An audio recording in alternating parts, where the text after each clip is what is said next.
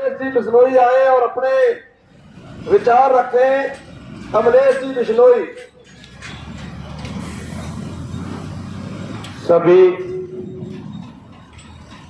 इस आंदोलन में पधारे हुए युवा, बुजुर्ग, किसान, सबको राम राम, नमस्कार।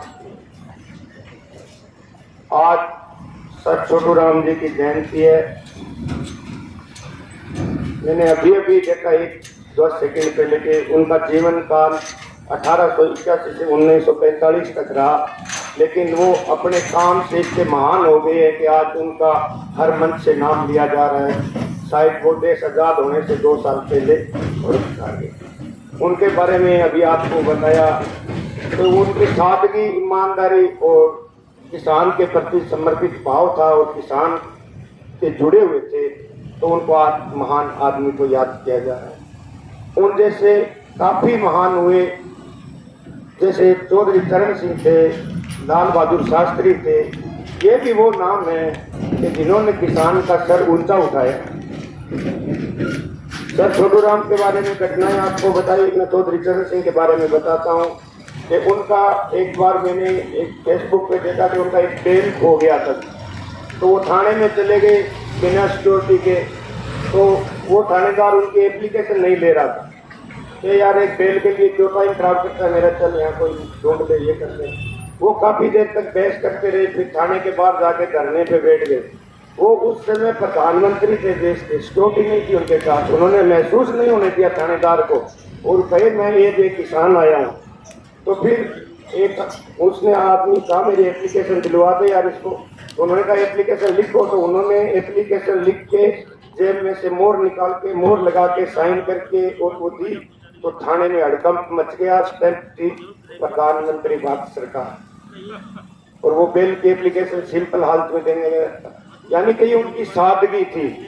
लाल बहादुर शास्त्री ने देश में कहा कि अनाज का संकट है, अनाज बचाओ, पैसा बचाओ, देश को पैसे की जरूरत है। तो उनके पास 2 धोती थी, एक धोती फट गई थी। तो उनकी बीवी ने कहा कि आप एक धोती ले आओ।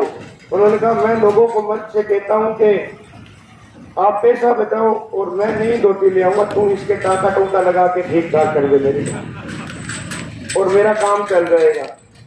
घर का नौकर उसी दिन हटा दिया कि अपने दोनों की रोटी तू ही बना लिया कर। तो ऐसे महान प्रधानमंत्री, किसान नेता अपने को मिले तो सर ऊंचा हो जाता है। और एक अभी मिले हैं, ये 2 जयंती पे उदाहरण क्यों दिया हूँ कि एक अभी वाले का मैं थोड़ा जिक्र करूंगा। आज सुबह ही मैं थोड़ा जल्दी उठ जाता हूँ और फिर मैं व्हाट्सएप और फेसबुक देखता रहता हूँ। तो एक सरदार जी का वीडियो मेरे को मिला। वो 25 साल वडनगर में नौकरी करके आए हैं, कर रहे हैं शायद अभी भी। वो मैं प्रयास कर रहा था, वो सिंधु बॉर्डर पे उनका रिकॉर्ड हुआ है और वो वायरल है।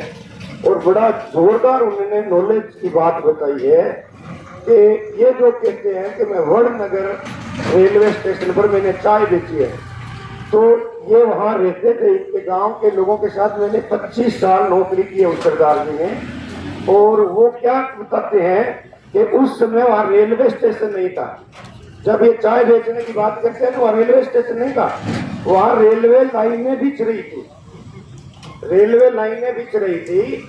और इनकी उम्र कोई होगी 13-14 साल के आसपास, वो एग्जैक्ट उनको याद नहीं, लेकिन कि ये वहाँ घूमता था। और इस बंदे ने एक रेलवे के अधिकारी का पर्स चुरा लिया और उसमें 300 रुपए थे। और उस 300 रुपए के लिए उस बंदे ने नरेंद्र मोदी पे मुकदमा कर दिया और इसको 6 महीने सजा हुई और ये जेल रह गया। और रिकॉर्ड बात है। अब देखो इतने बड़े आदमी के लिए इतनी बड़ी बात उन्होंने बोली, वो मैंने देखी, और अब मैं बोल रहा हूँ तो कोई रिस्पॉन्सिबिलिटी तो बनती है। तो उससे जुड़े हुए यादव सरदार जी झूठे हैं, यहाँ कोई ये नरेंद्र मोदी कह रहा है ये झूठा है, वो कह रहे हैं उसमें रेलवे स्टेशन ही नहीं था, लाइनें भी चल रही थी। और इसने एक अधिकारी का पर्स मार दिया जिसमें 300 रुपए थे और उसने मुकदमा ठोक दिया, इसको 6 साल जेल हुई है। ऑन रिकॉर्ड है, तो रिकॉर्ड तो आ जाएगा है। तो दूसरी उसने कही कि इसका बाप दामोदर दास था, वो कबाड़ी का काम करता था। और वो वहाँ रेलवे की लकड़ी लुकड़ी बची हुई लोहा लावा इकट्ठा करके बेच के जीवन यापन करता था।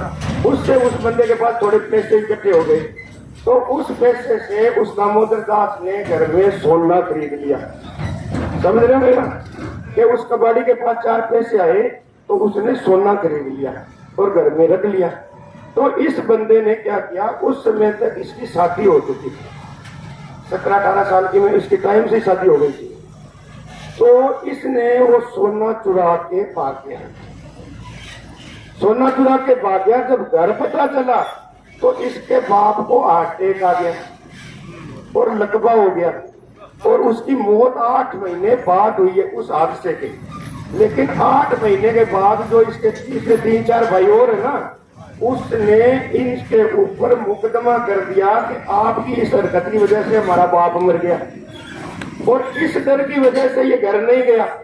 तो वो ये कह रहा है ना, मैंने देश की सेवा के लिए पत्नी छोड़ी है, तो वो सरदार जी बता रहे कि वो देश की सेवा के लिए नहीं, ये आदमी मुकदमे से डरता घर नहीं गया। तो वो इसका इंतजार करती करती अपने पीर चली गई, अपने भाइयों के पास जाके रहने लग गई।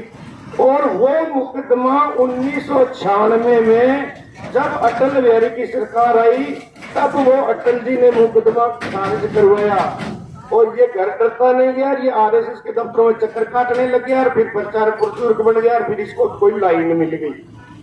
ये वो वीडियो मेरे पास है, किसी को चाहिए तो मेरे नंबर से ले लेना। मैंने उसको एक सेट के रखा है कि ये काम की चीज है, मैं दूंगा।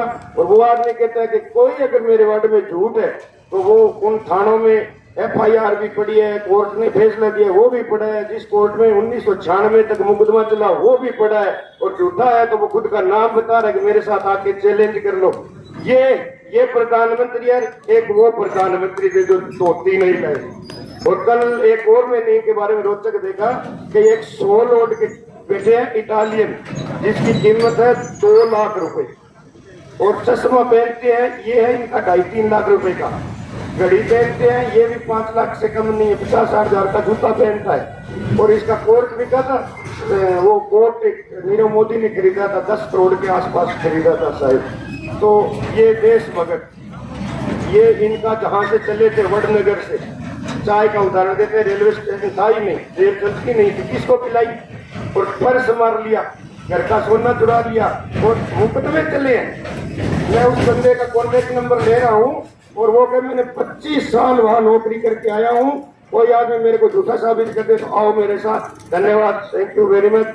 अब लास्ट में मैं एक निवेदन करूंगा कि अभी अपनी संख्या बहुत कम हो गई और घर पे भी फसलों का काम है। मैं भी 4 जनवरी से इधर आया था, हमारे यहाँ भी अभी खाजोड़ा में सरसों निकलने लग गई, कोटा में तो साइड निकल ही गई, पीलीबंगा साइड भी बाजार में नई सरसों आ गई। घर का काम जरूर है, लेकिन अपने गाँव में भी 20-30 ऐसे होते हैं जो काम नहीं करते, ताश ही खेलते हैं।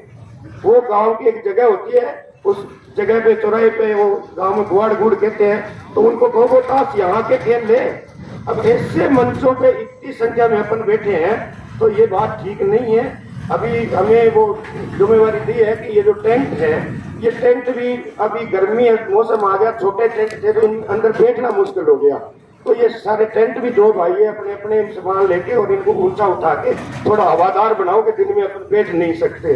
ये जिम्मेवारियां होगी, जब बड़ी ज्यादा भीड़ होगी तो सारे लंगर भी चलेंगे और भी चलेंगे। बदमाश एक शादी में ही आ जाते हैं, ये तो बड़ा है, तो चोरी वोरी भी जो हुई है तो सारे चोर भी यहाँ नकाब उतरेगा। घर जाने की इच्छा नहीं थी लेकिन 2 दिन जाना पड़ेगा, कोई मजबूरी है। मेरा सामान, मेरा ट्रक, वो तो बिल वापसी, कोई घर वापसी नहीं, 2 साल खड़े तो यही खड़ा रहेगा। धन्यवाद, थैंक यू वेरी मच।